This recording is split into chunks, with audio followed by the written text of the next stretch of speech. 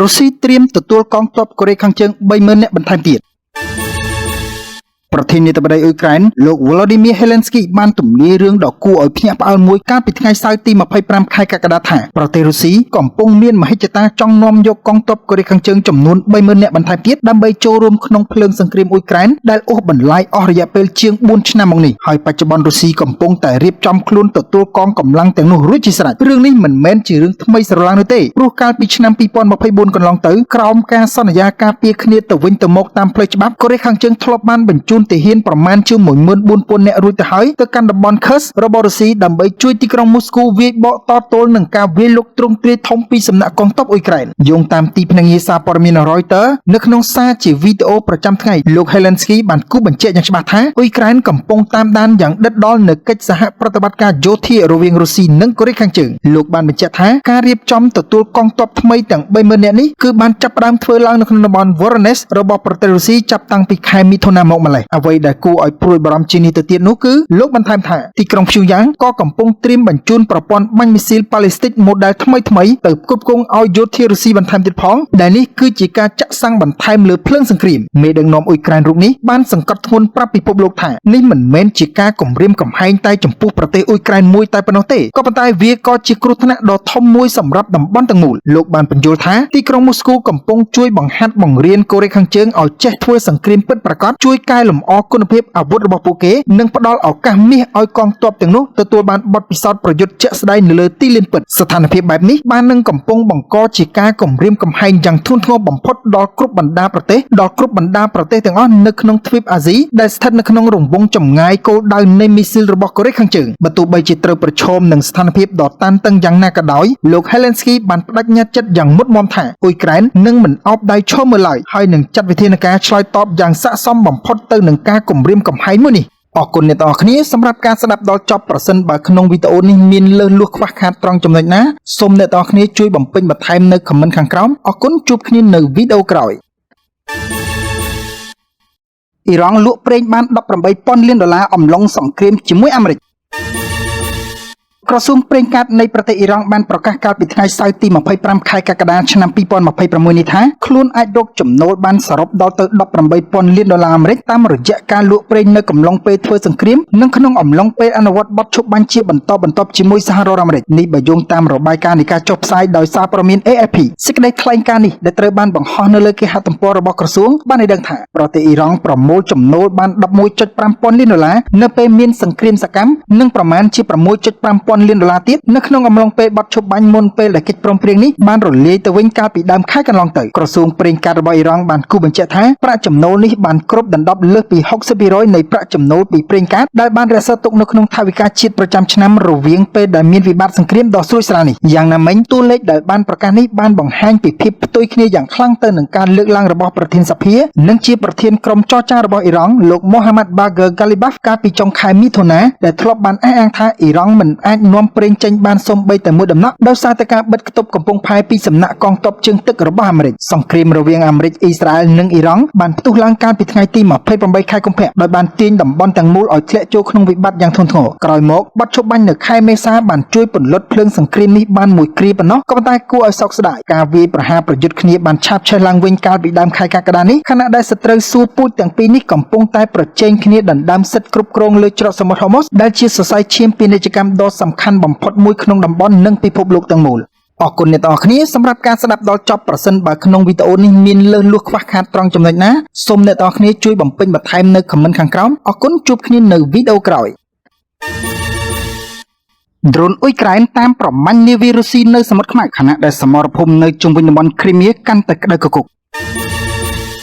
នៅក្នុងវាលស្រែមួយនៅភាគខាងត្បូងប្រទេសអ៊ុយក្រែនទាហានម្នាក់បានសរសេរសារបែបចំអកនៅលើដ្រូនវាយប្រហារពណ៌ប្រភេទដ៏ទំនើបមួយដែលមិនយូរប៉ុន្មាននឹងចេញទៅតាមប្រមាញ់នាវារុស្ស៊ីនៅក្នុងសមុទ្រខ្មៅប្រតិបត្តិការនេះគឺជាផ្នែកមួយនៃយុទ្ធនាការកាន់តែទូលំទូលាយរបស់អ៊ុយក្រែនដើម្បីកាត់ផ្តាច់តំបន់គ្រីមៀនិងធ្វើឲ្យសមត្ថភាពធ្វើសង្គ្រាមរបស់ទីក្រុងមូស្គូចុះខ្សោយបើទោះបីជាប្រតិបត្តិការនេះស្ថិតនៅឆ្ងាយពីខ្សែត្រៀមជួរមុខនៅលើវាលស្មៅដ៏ធំល្វឹងល្វើយរបស់អ៊ុយក្រែនក៏ដោយកងដ្រូនទាំងនេះបានវាយប្រហារនាវានិងគោលដៅលើផ្ទៃសមុទ្រ ជាង180កន្លែងនៅជុំវិញឧបទ្វីបគ្រីមៀក្នុងរយៈពេល3សប្តាហ៍កន្លងមកនេះដែលបើកសមរភូមិថ្មីក្នុងសង្គ្រាមអ៊ុយក្រែនការវាយប្រហារទាំងនេះដែលដំបូងធ្វើឡើងនៅក្នុងសមុទ្រអាហ្សូវដែលឥឡូវបានពង្រីកទៅកាន់សមុទ្រខ្មៅមានបំណងបង្កើនថ្លៃដើមសរុបរបស់រុស្ស៊ីក្នុងការកាន់កាប់តំបន់គ្រីមៀជាយូរមកហើយនិងដណ្ដើមគំនិតផ្ដួចផ្ដើមយុទ្ធសាស្ត្រមកឲ្យទីក្រុងគៀវវិញខណៈដែលសង្គ្រាមពេញទំហឹងនៅអ៊ុយក្រែនបានឈានចូលដល់ឆ្នាំទី5ទៅហើយមេបញ្ជាការកងវរៈសេនាតូចម្នាក់ដែលប្រើឈ្មោះហៅក្រៅថារ៉េមកពីអង្គភាពមេយ៉ាកបឺតបាននិយាយថាយើងធ្វើការទាំងយប់ទាំងថ្ងៃនៅក្នុងសមរភូមិជារៀងរាល់ថ្ងៃគ្មានសូម្បីតែថ្ងៃសម្រាកឬសូម្បីតែពេលដេកក៏ត្រូវអបអាវុធដែរស្របតាមទម្លាប់របស់យោធាអ៊ុយក្រែន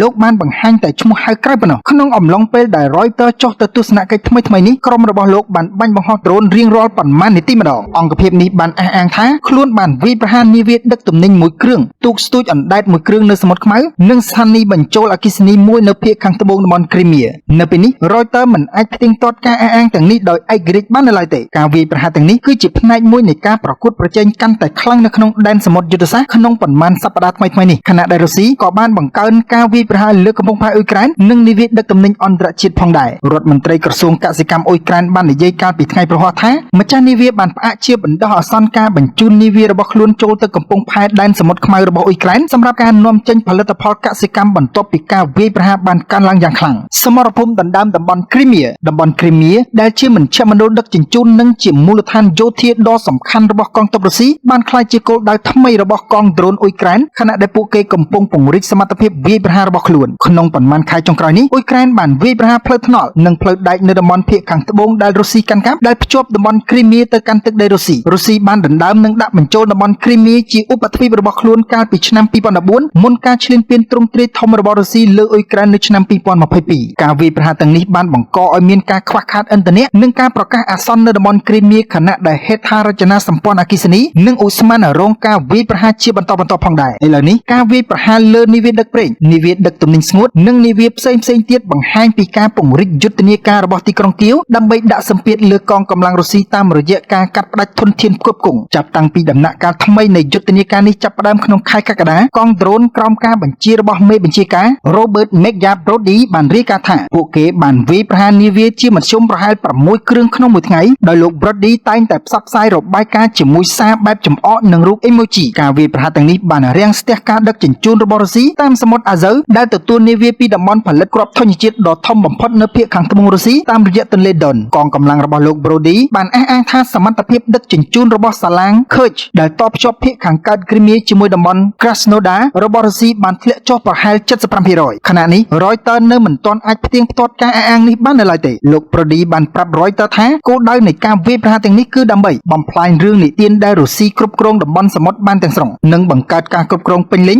លើដែនទឹករបស់អ៊ុយក្រែនយុទ្ធនាការថ្មីនេះត្រូវបានគេដាក់ឈ្មោះថា Molochko ដែលស្ដាប់ទៅដូចជាពាក្យថាទឹកដោះគោក៏ប៉ុន្តែជាពាក្យផ្សំដែលមានន័យថាទីក្រុងមូស្គូនឹងដួលរលំដោយសារគ្រីមៀលោក Sihat Khoshal អ្នកស្រាវជ្រាវជាន់ខ្ពស់នៃវិទ្យាស្ថាន Royal Unit Service Institute ក្នុងទីក្រុងឡុងបាននិយាយថាការវាយប្រហាររបស់អ៊ុយក្រែនលើបណ្ដាញដឹកជញ្ជូនផ្លូវគោករបស់រុស្ស៊ីបានធ្វើឲ្យការដឹកជញ្ជូនតាមសមុទ្រអាហ្សូវកើនឡើងដើម្បីបង្កើនគោលដៅលើផ្ទៃសមុទ្រកាន់តែច្រើនលោកបានបន្ថែមថាការវាយប្រហារទាំងនេះគឺជាការបន្តដ៏សមហេតុផលនៃយុទ្ធនាការគ្រីមៀរបស់អ៊ុយក្រែនរុស្ស៊ីបង្កើនការវាយប្រហារលើកំពង់ផែនិងនាវាការវាយប្រហាររបស់អ៊ុយក្រែនក៏ត្រូវបានឆ្លើយតបដោយការវាយប្រហារកាន់តែខ្លាំងពីសំណាក់រុស្ស៊ីលើភាគីខាងត្បូងអ៊ុយក្រែនជាពិសេសទីក្រុងអូដេសានិងកំពង់ផែដែលនាំចេញគ្រាប់ធញ្ញជាតិរបស់ប្រទេសទៅកាន់ទីផ្សារអន្តរជាតិតាមច្រកសមុទ្រមន្ត្រីអ៊ុយក្រែនបាននិយាយថានៅព្រឹកថ្ងៃអាទិត្យនេះនាវិក10នាក់បានស្លាប់បន្ទាប់ពីកងកម្លាំងរុស្ស៊ីបានវាយប្រហារនាវាដែលចុះបញ្ជីក្រោមទង់ជាតិ Chernyi Bisu ដែលកំពុងដឹកពោតចេញពីតំបន់កំពង់ផែអូដេសាកាលពីសប្តាហ៍មុនមនុស្សយ៉ាងហោចណាស់3នាក់បានស្លាប់នៅក្នុងការវាយប្រហារលើទីក្រុងអូដេសានិងទីក្រុងកំពង់ផែ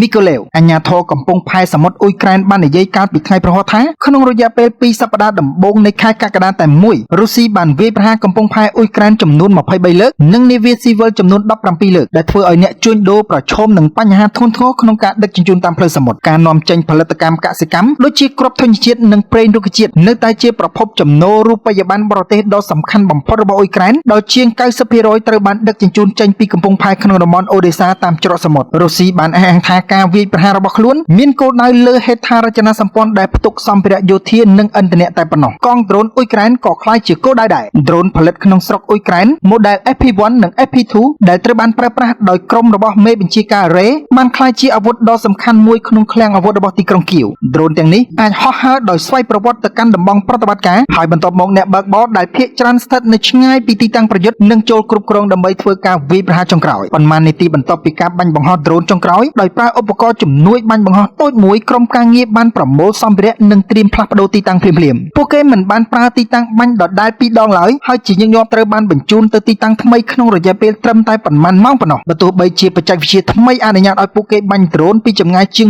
100គីឡូម៉ែត្រខាងក្រោយខ្សែត្រៀមជួរមុខក៏ដោយក៏ក្រុមដ្រូនទាំងនេះនៅតែជាគោលដៅដ៏មានតម្លៃសម្រាប់កងដ្រូនរបស់រុស្ស៊ីលោករ៉េបាននិយាយថានេះគឺជាសង្គ្រាមដែលមិនឈប់ឈរជាការប្រកួតប្រជែងជាបន្តបន្ទាប់រវាងវិធានការវាយបកនិងវិធានការតមេបញ្ជាការកងអនុសេនាធំម្នាក់ដែលប្រើឈ្មោះហៅក្រៅថាប៉ាណាម៉ាបាននិយាយថារូបលោកនិងទាហានរួមក្រុមមានកម្លាំងចិត្តដោយសារតែលទ្ធផលជាក់ស្ដែងនៃប្រតិបត្តិការរបស់ក្រុមពួកគេលោកបាននិយាយថាក្រៅពីការធ្វើឲ្យប្រព័ន្ធគ្រប់គ្រងរបស់រុស្ស៊ីកាន់តែលំបាកយុទ្ធនាការនេះក៏បានជួយលើកទឹកចិត្តប្រជាជននិងកងទ័ពអ៊ុយក្រែនផងដែរលោកបាននិយាយថាវាជាការល្អណាស់ដែលយើងរក្សាល្បឿនប្រតិបត្តិការបានខ្ពស់បែបនេះក៏ប៉ុន្តែយើងនៅតែត្រូវរក្សាបន្តល្បឿននេះឲ្យបានជាប់លាប់ផងដែរអរគុណអ្នកទាំងអស់គ្នាសម្រាប់ការស្ដាប់ដល់ចប់ប្រសិនបើក្នុងវីដេអូនេះមានលើសលួសខ្វះខាតត្រង់ចំណុចណាសូមអ្នកទាំងអស់គ្នាជួយបំពេញបន្ថែមនៅខមមិនខាងក្រោមអរគុណជួបគ្នានៅវីដេអូក្រោយ